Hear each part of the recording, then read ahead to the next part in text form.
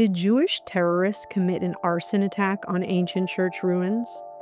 That's the story broadcast to audiences all over the world by outlets including CBS, NBC, the AP, and Reuters.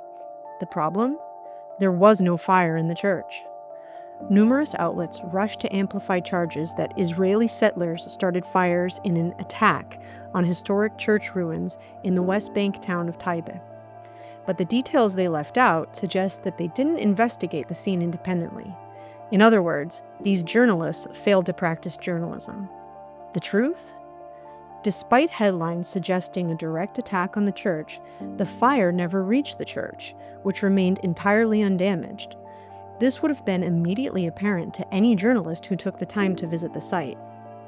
I don't see any signs of a fire. I don't see a church burned down.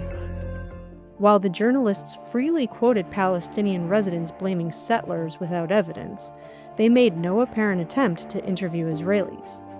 If they had, they might have learned something. The press service of Israel reported that an Israeli shepherd was in the field with his animals when a fire ignited a few meters away. He alerted the farm owner and tried to extinguish the flames with his shirt, only to be confronted by Palestinians emerging from the cemetery, shouting and throwing objects at him.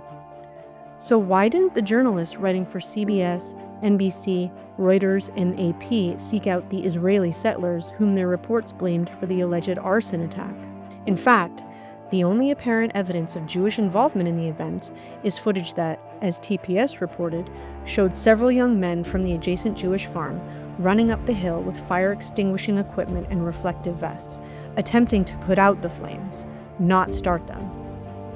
The stories repeated Palestinian church officials' accusations of a series of arson attacks that they blamed on Jewish settlers. They omitted that every one of those fires was reported by a Jewish farmer whose farm is next to the church compound.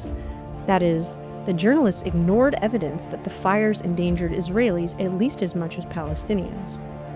Once again, an incendiary anti-Israel lie spread around the world because the journalists involved refused to practice actual journalism.